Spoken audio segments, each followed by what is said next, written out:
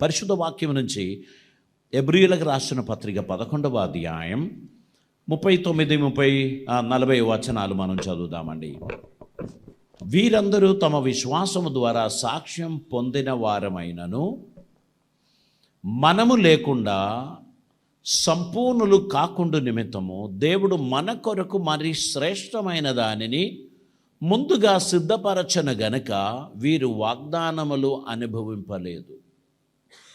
ఇక్కడ పాత నిబంధన భక్తుల ఒక పట్టిక 11వ అధ్యాయం ఆరంభము నుంచి మనం చూస్తున్నాం. అయితే వీరందరూ వాగ్దానం పొందిన వారే కానీ మరి శ్రేష్టమైన వాగ్దానమును దేవుడు మన కోసం పెట్టాడు గనక మనం వాటిని పొందాలి అని దేవుడు ఆశించినది గనక దేవుడు మన కోసం వాటిని దాచి ఉంచారు అని పరిశుద్ధ వాక్యం మనకు తెలియపరుస్తున్నారు. దేవునికి స్తోత్రం. ఇక్కడ ముఖ్యముగా ఈ అధ్యాయం ప్రారంభిస్తున్నప్పుడు విశ్వాసమును గురించి తెలియపరుస్తున్నారు. విశ్వాసం అనున్నది నిరీక్షింపబడు వాటి యొక్క నిజ స్వరూపమును అదృశ్యమైనవి ఉన్నవన్నట్టు అనుటకు రుజువై ఉన్నది. దానిని బట్టి పెద్దలు సాక్ష్యము పొందిరి. దేవునికి స్తోత్రం.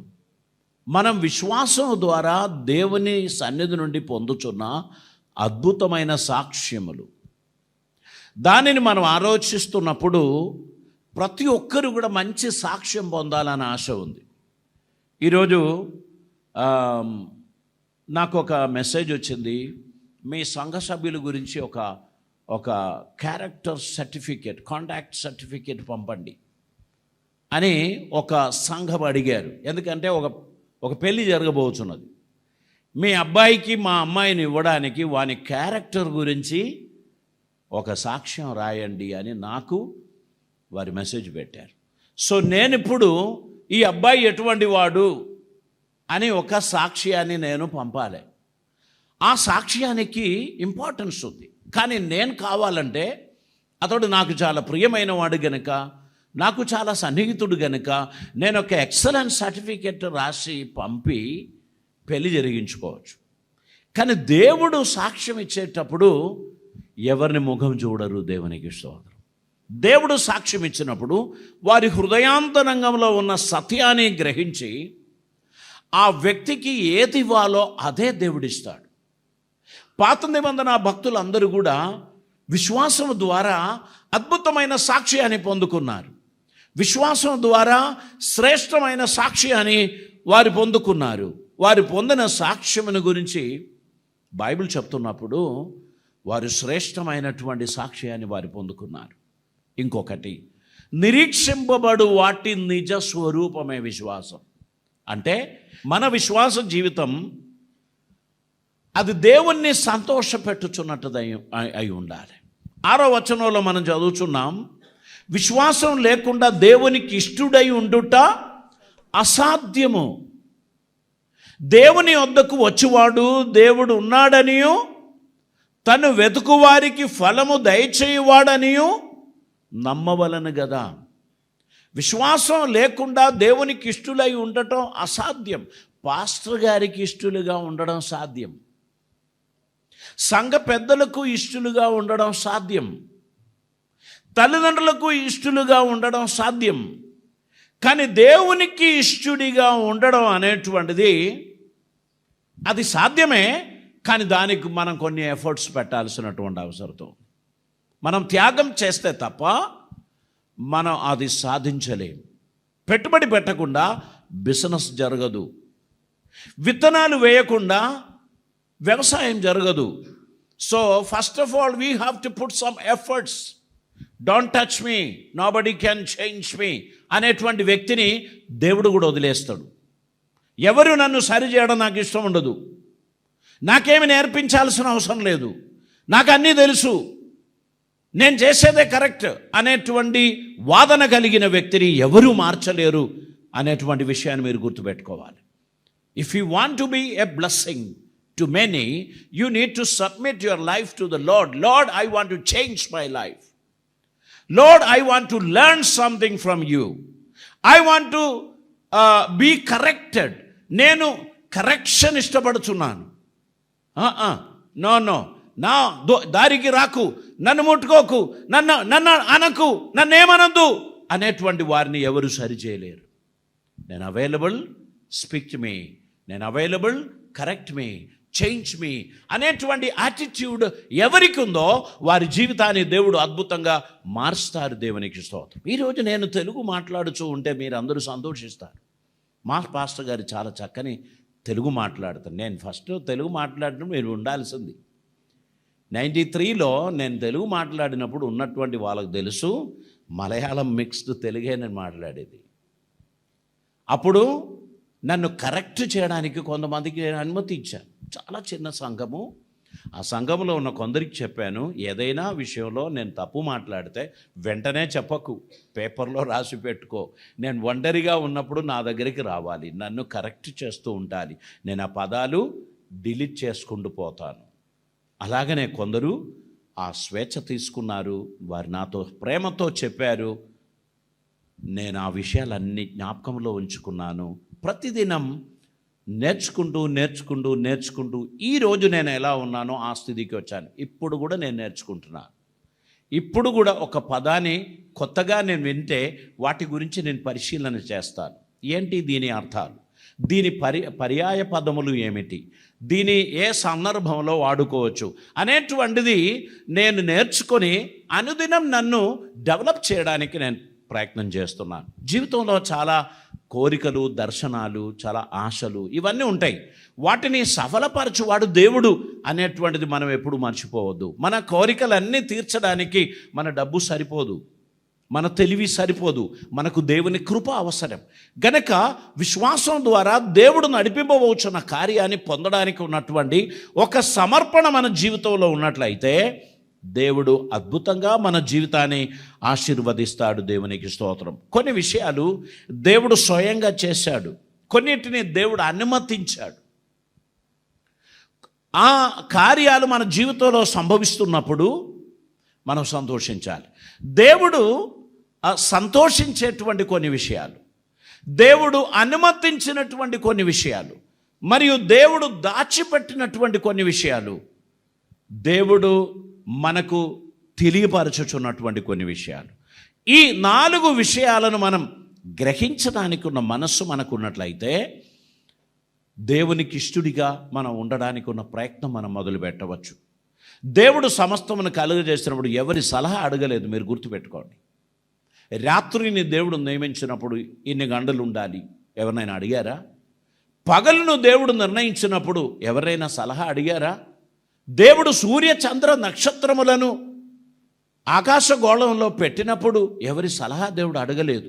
ఆయన తన చిత్తమే నెరవేర్చాడు. ఇదందుకు ఇట్లా చేసినావు అని మనం ఆయన అడగడానికి వీల్లేదు. ఆయన తన చిత్త ప్రకారం సమస్తం చేస్తాడు. నువ్వు దాన్ని అంగీకరించడం అది చాలా ఇంపార్టెంట్. నీ ఒబీడియన్స్, నీ కమిట్మెంట్, నీ విశ్వాసం ఇవి కలిసి వచ్చినప్పుడు నీ జీవితంలో దేవుడు అద్భుతాలు చేసేది నువ్వు చూస్తావు.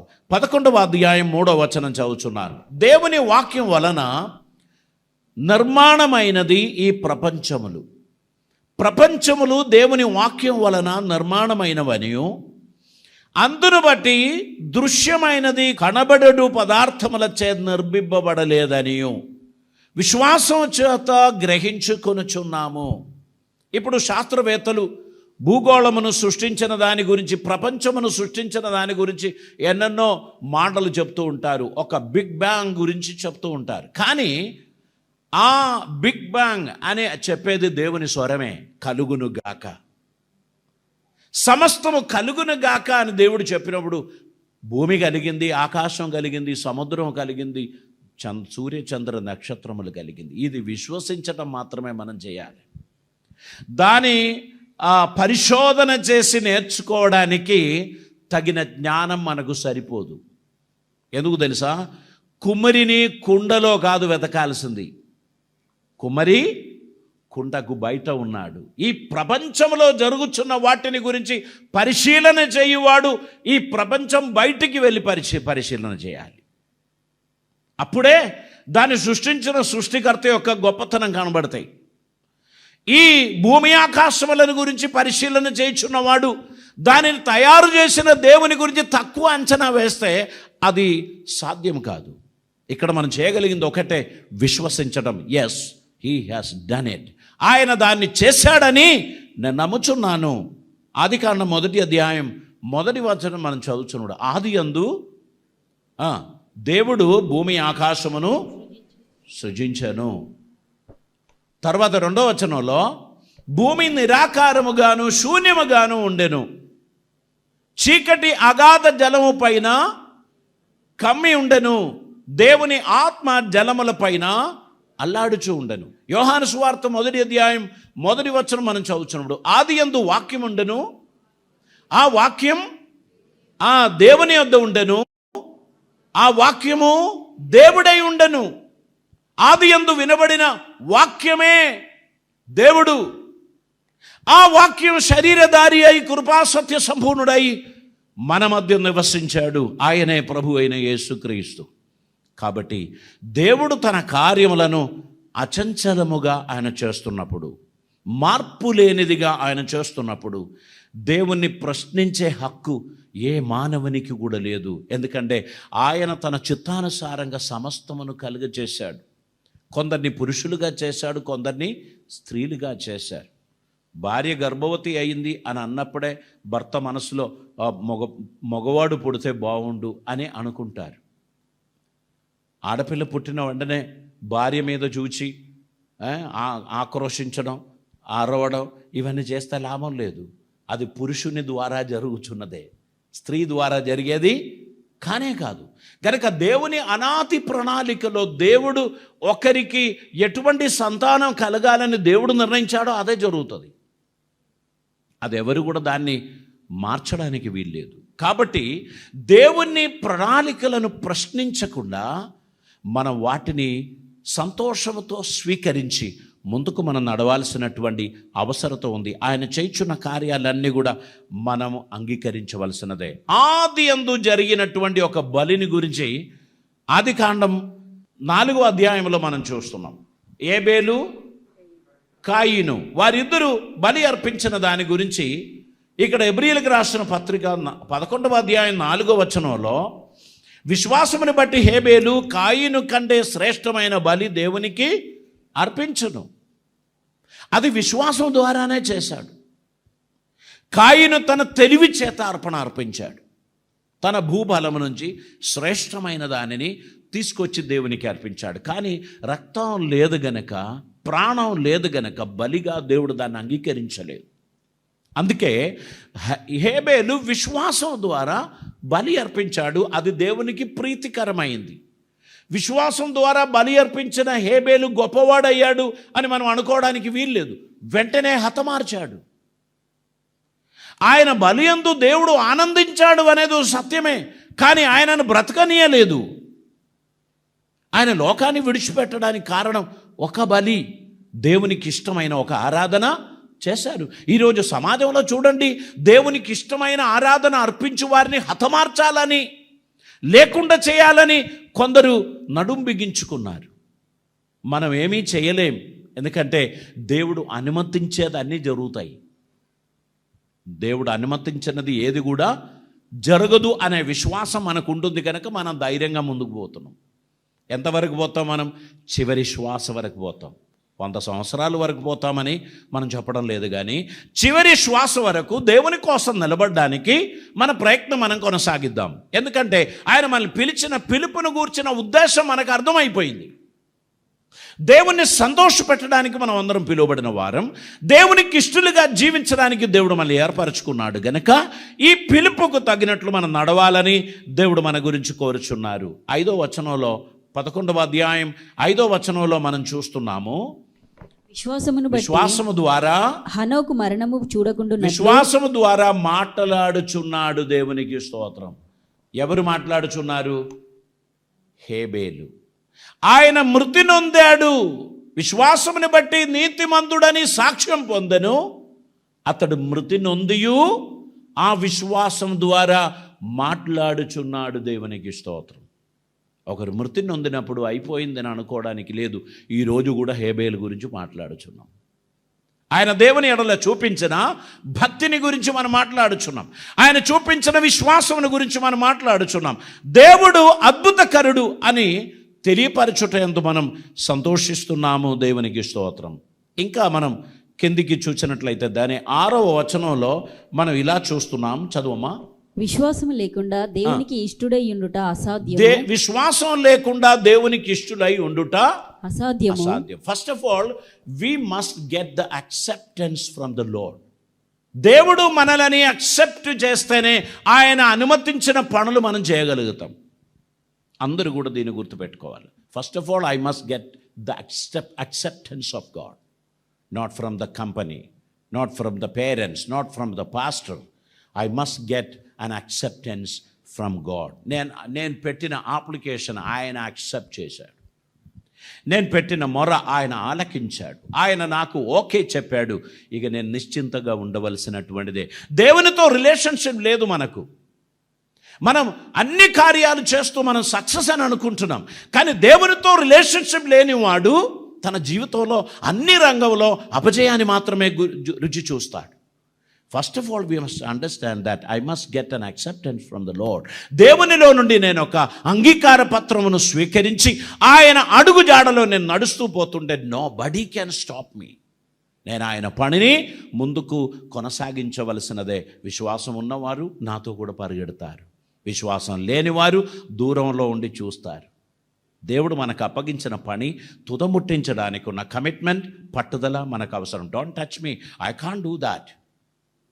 Then it's up to you. God wants to take you to the higher level, but you are not willing. You have so many excuses. Nobody can help you.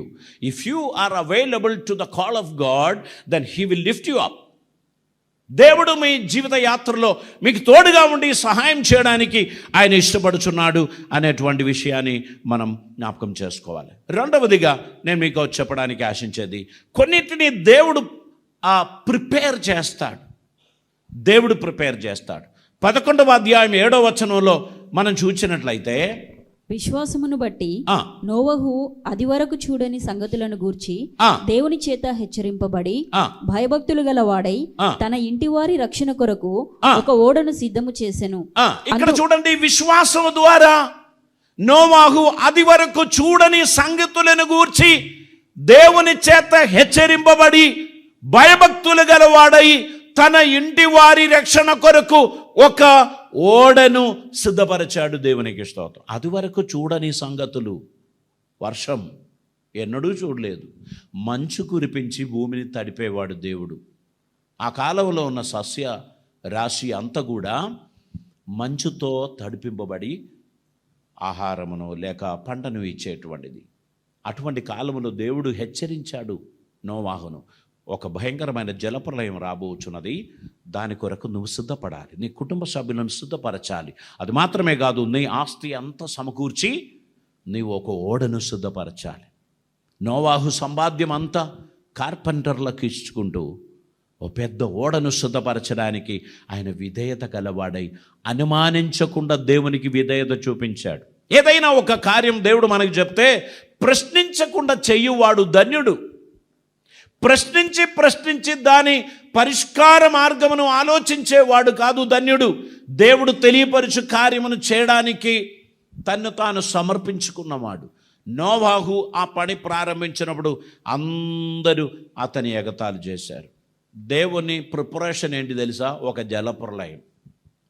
ఆ జలప్రలయంలో ఎవరెవరు విధేయత గలవారు ఉన్నారో వారందరూ రక్షింపబడాలని దేవుడు ఆశించాడు. ప్రజలందరూ నోవాహు దగ్గరికి వచ్చి, మాకు దేవుని సమాధానము కృప కావాలి, ఆ ప్రళయం రావద్దని మీరు ప్రార్థన చేయండి అని చెప్పి ఉంటే, నోవాహు దేవునికి మొరపెట్టేది ఓడను ఇంకా దేనికో వాడుకునేది.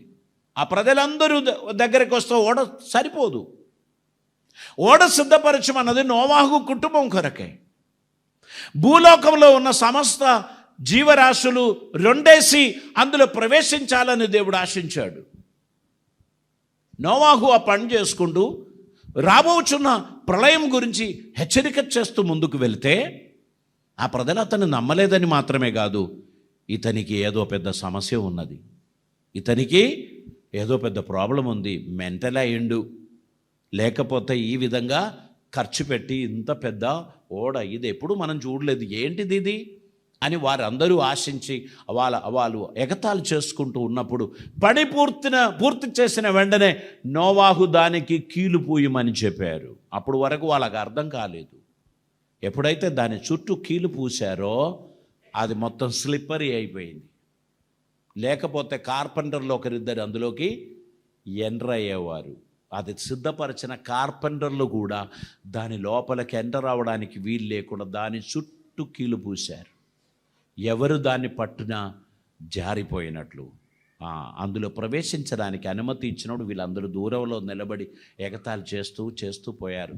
చూస్తూ ఉంటే జంతువులంతా వచ్చి వరుసగా లోపలికి వెళ్తుంది. నోవాహు పలికిన మాటకు ఆ ఏరియాలో ఉన్న సమస్త జంతువులు పురుగులతో పాటు వచ్చి దాని లోపలకు ప్రవేశిస్తున్నప్పుడు కూడా ఈ మనుషులు తెలివి కలిగిన వారు దూరంలో నిలబడి ఎగతాళి చేశారు. ఒక్కడైనా ఒకడు నోవాహు కుటుంబం కాకుండా నేను కూడా పోతున్నానండి అని చెప్పి ఎక్కలే. అది నీళ్ళొస్తుంది, ఇది పైకి పోతుంది, ఇది ఏది వారు ఆలోచించలే. ఇదన్నీ ఫూలిష్నెస్. చివరిగా దేవుడు ఆ ఓడ ద్వారాన్ని మూసివేశాడు. ఆ తర్వాత వారందరూ వచ్చి తలుపు తట్టారు. నోవాహు మా కోసం కూడా తీయవా, నేను భాస్కర్ని, ఇది కట్టినవాణ్ణి ప్రభాకర్ని. సారీ ప్రభాకర్ అన్నా, నేను కాదు తలుపు వేసింది, దేవుడు తలుపు వేశాడు, అది తెరవడం నాకు సాధ్యం కాదయ్యా. ఆ విధంగా దేవుడు అనుమతించిన కార్యాన్ని మనం చూస్తున్నాం. దేవుడు అలాగ వారిని అనుమతించారు. 8వ వచనం చదవండి, 11వ అధ్యాయం. అబ్రహాము పిలువబడినప్పుడు విశ్వాసమును బట్టి ఆ పిలుపునకు లోబడి తాను స్వాస్థ్యముగా పొందనయ్యున్న ప్రదేశమునకు బయలు వెళ్ళెను. ఇక్కడ చూడండి, ప్రపంచవ్యాప్తంగా వచ్చినటువంటి ఒక ఫ్లడ్ నోవాహు జీవితాన్ని మలుపు తిప్పాడు. ఆ తర్వాత మనం చూస్తున్నాం, ఒక స్ట్రేంజ్ ల్యాండ్లోకి పొమ్మని అబ్రహాముతో దేవుడు చెప్పాడు. నేను నీకు చూపింపబోచున్న దేశానికి. మనమైతే ఏమంటామంటే, మీరు లొకేషన్ పెట్టండి,